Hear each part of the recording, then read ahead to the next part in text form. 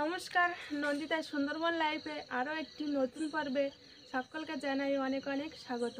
তো এক হাতে জাল আর এক হাতে বালতি। তো এই জাল আর বালতি নিয়ে যাচ্ছি পুকুরে মাছ ধরবো। তো আজকের পুকুরে এই রাত্রিবেলা মাছ ধরতে যাচ্ছি। তো দেখি এখন কতটা মাছ পাই, আর পুরো পর্বটার সঙ্গে থাকো, আশা করছি ভালো লাগবে।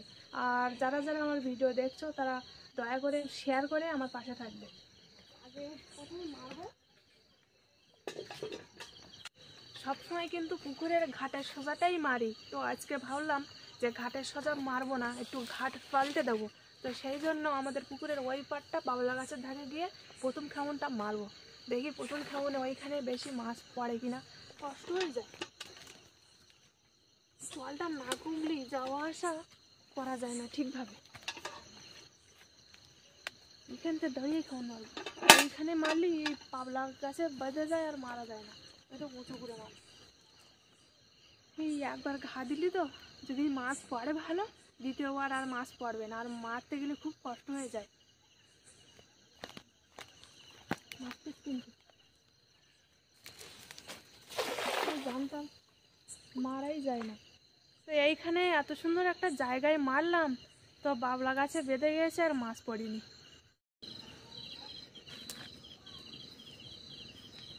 পুকুরের ওই পারে তো মাছ পড়েনি, তো সোজা ঘাটে চলে আসলাম। দেখি ঘাটে সোজা একটা জালের খেমন মারবো, এবার কতটা মাছ পড়ে এবার দেখবে। এইখানে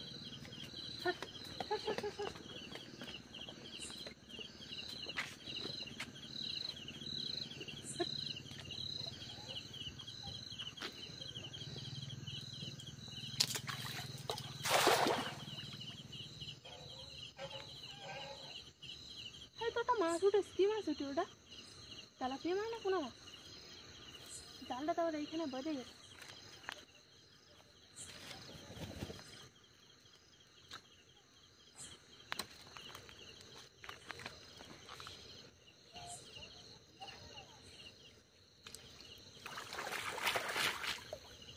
নেওয়ার মতন একটাও করিনি।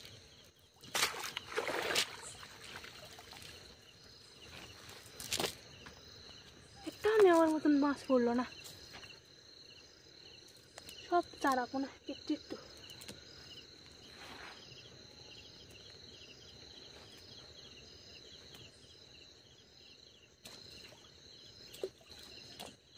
মাছ পড়লো না। তো মাছ পড়েছে কিন্তু অনেকটাই মাছ পড়েছে, তো সব ছোট ছোট মাছ, তো ও আর নেওয়ার মতো না, তো সেই জন্য নেইনি। দুটো তিনটে মৌটি মাছ পড়েছে, সেই দুটো তিনটে মাছই নিয়েছি। তো মাছ তো পেলাম না, তো কিছু করার নেই। এখন মাছ মারার জন্য আবারও জাল খাওয়ান মারার চেষ্টা করতে হবে। দেখি যাই, ওই পাড়ের দিকে যাবো এবার।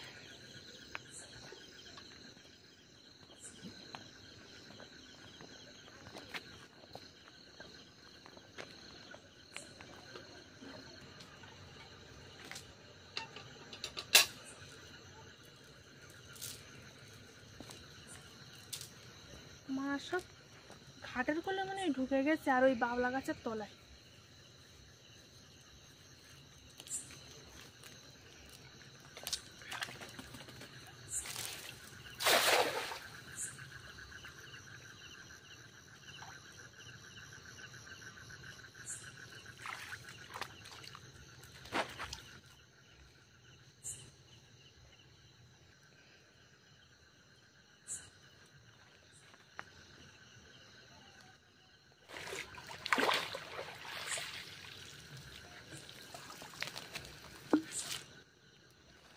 মৌটি মাছ থেকে পড়েছে, অনেক মৌটি মাছ পড়েছে, আর সেরকম খয়রা মাছও পড়েছে। খয়রা মাছগুলো এই জালে খুব বাঁধে, আর জাল সব ছিঁড়ে যায়।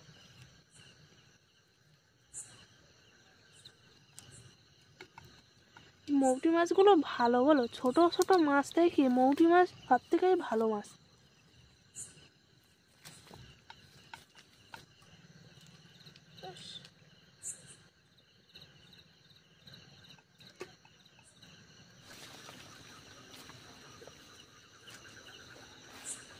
পুকুরের সব জায়গায় ঘা দিয়ে ফেলেছি, তো লাস্ট এইখানটা এখনো ঘা দেয়নি।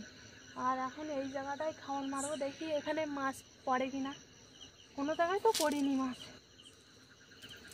আর এইখানে যতবার জাল খাওয়ান মারতে আসি ততবার পড়ে যাই। তো এইখানে যে ঠিক মতোভাবে দাঁড়িয়ে কেমনটা মারবো তো সেই জায়গাটাই নেই। তো এই রাত্রিবেলা মারছি মাছ ধরার জন্য, তো দেখি এখন জালে মাছ পড়ে কিনা।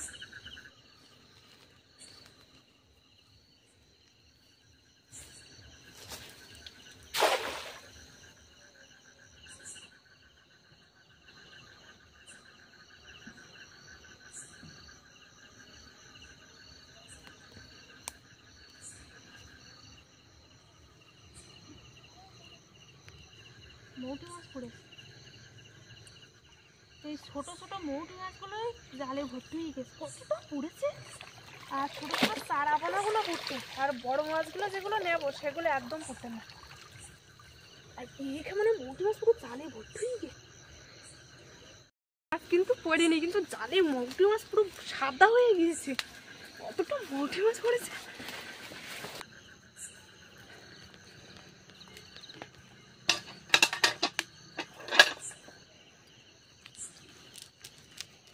জালের ওপরের থেকে শুরু করে পুরো নিচ পর্যন্ত সব পুরো মৌটি মাছ আর মৌটি মাছ। এই মৌটি মাছগুলো যদি দিনের বেলা পড়তো তো মৌটি মাছের টক বানাতাম। তো রাত্রেবেলা যেহেতু মৌটি মাছের টক বানাবো না, তো এখন দেখি কি রান্না করা যায়। মৌটি মাছের ঝাল করলে কিন্তু ভালো লাগে।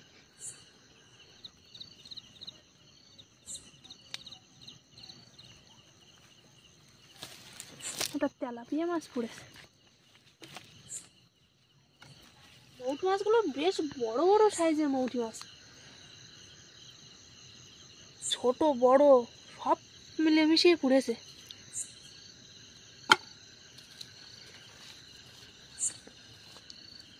সবগুলো এক জায়গায় ছিল মনে হয়, আর মারিছি সব পড়ে গেছে। আর তো অনেকটা বেরিয়ে গেছে জাল তুলতে তুলতে।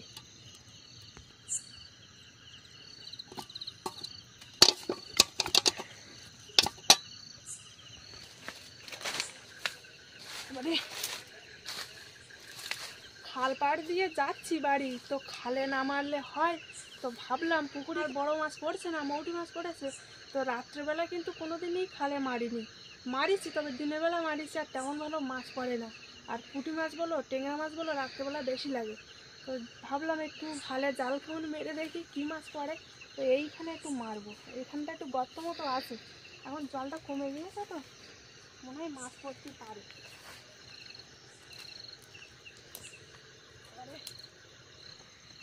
খালে মাছ নুটতেছে, কিন্তু অনেক দূরে দূরে নুটতেছে, আর দূরে দূরে তো যাওয়া সম্ভব না।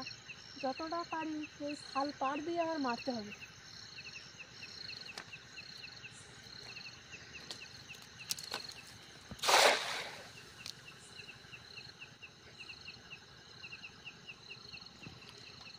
কি মাছ পড়বে খালে?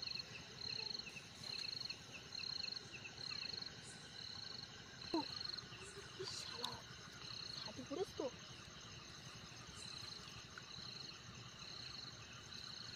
চিংড়ি মাছ পড়েছিস, হাঁটি পড়েছিস, পুঁটি মাছও পড়িস তো। ইস, কাঠ পড়ে কত বড়।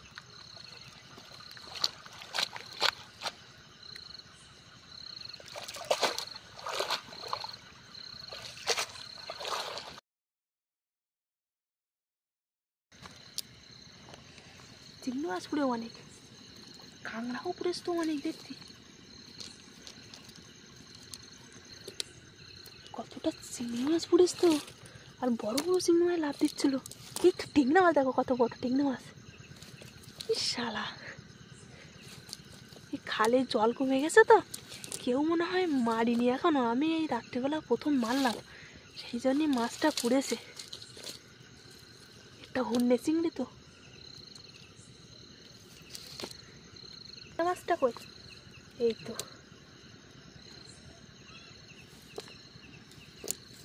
কম পড়েছে। আর জালটা যদি ঘন হতো তো পুঁটি মাছ পুরো সাদা হয়ে যেত জালে।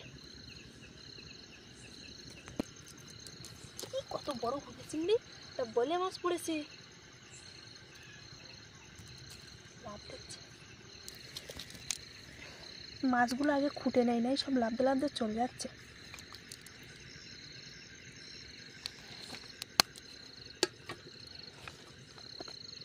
একা একা বালতি নিয়ে মাছ খোঁটা জাল বাবা খুব অসুবিধা হয়ে যাচ্ছে। আর একজনের কারো ডেকে নিয়ে আসলি মাছটা খুঁটে দিলে অনেকটা আগিয়ে যেত। বড় বড় হন্যে চিংড়ি পড়েছে, আর বলে মাছ তো আছেই। 2-3টে বলে মাছ ফুটেছে বড় বড়।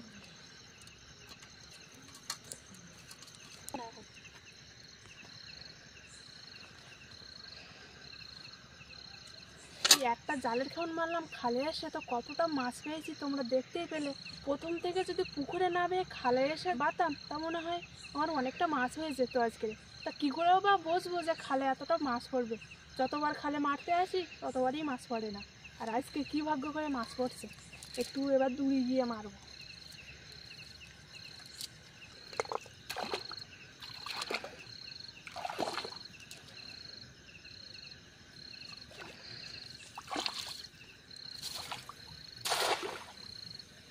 তো আমি এখন যে জায়গাটা দাঁড়িয়ে আছি সেই জায়গাটা কিন্তু চড়া জায়গা, আর যে দড়ি একটা জালের খাওয়ান মারলাম ওটা কিন্তু এখানে গর্ত আছে, তো সেই জন্য চালে দড়ি মারলাম।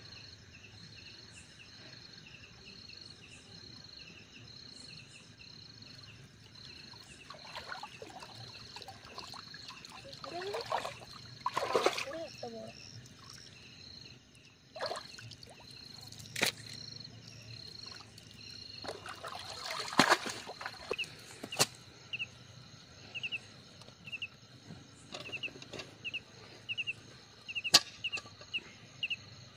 উপরে একটা চিংড়ি মাছ উঠে।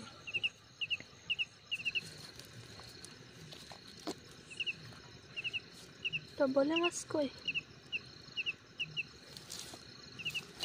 এই তো একটা বলে মাছ, এই তো বড় বড় হন্যে চিংড়ি।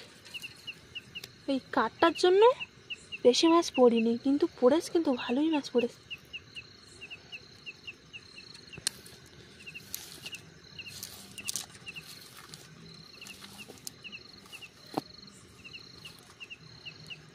এই যে কতটা হন্যে চিংড়ি পড়েছে, বড় বড় সাইজের।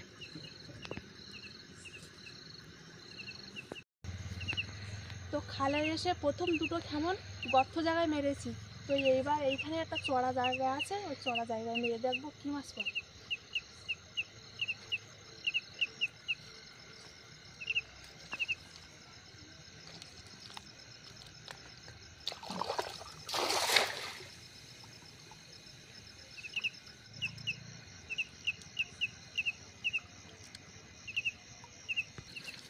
চড়া জায়গায় পুঁটি মাছ পড়েছে।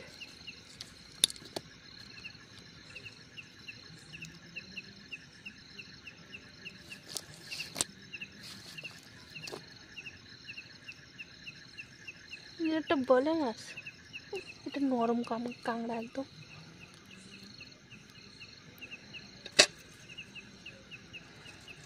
এটাও নরম।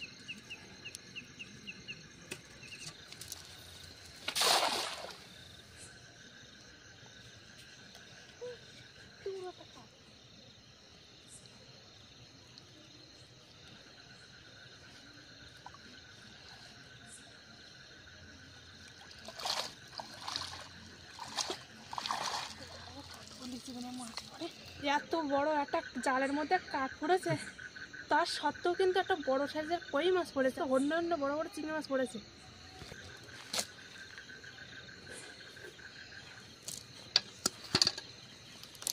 এই যে কই মাছটা, চিংড়ি মাছ পড়েছে কিন্তু অনেকটা।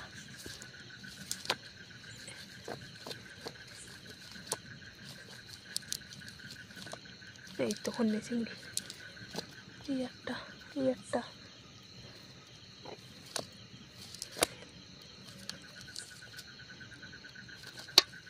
হাওয়াই জাল পারলে মনে হয় কই মাছ পুট্টো খালে।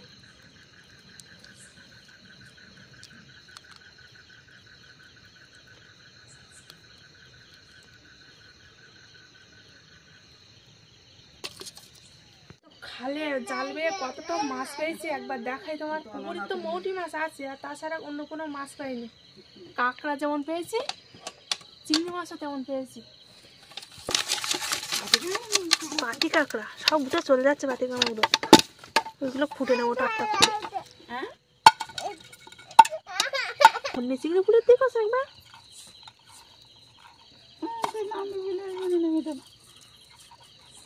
আমরা তো অনেক কাঁকড়া খোঁটার জন্য নিতে পারিনি। হন্যে চিংড়ি, বড় বড় সাইজের হন্যে চিংড়ি বলে মাছ।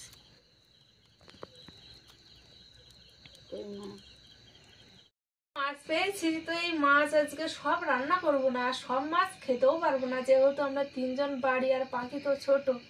তো এই যে বড় বড় হন্যে চিংড়ি পড়েছে, বড় বড় হন্যে চিংড়ি আর আলুর ডাল বানাবো। অনেকদিন আলুর ডাল খাওয়া হয় না।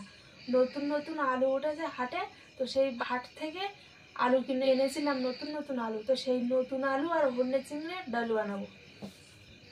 কত বড় বড় হন্যে চিংড়ি, খালে বেশি খেমন মারিনি, 2-3টে খেমন মারিছি, তাই এতটা হন্যে চিংড়ি।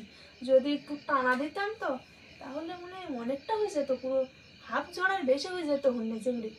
আর যেহেতু টানাটা দিতে পারলাম না, আমার সাথে আরেকজন নেই, একা একা কি করেও বা এই রাত্রে টানাটা দেবো।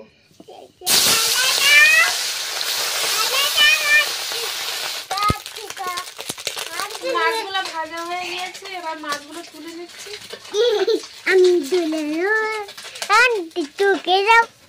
পেঁয়াজ কষা, কাঁচা লঙ্কা কষা আছে, এবার এইগুলো তেলে দিয়ে দিচ্ছি।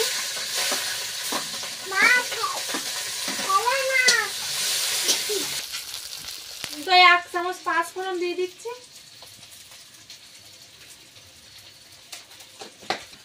এবার চিংড়ি মাছ ভেজে নেবো।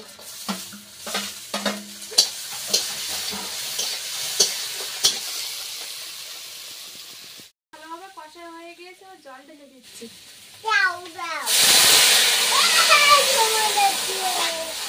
তরকারিটা হয়ে গিয়েছে, এবার নামিয়ে নিচ্ছি।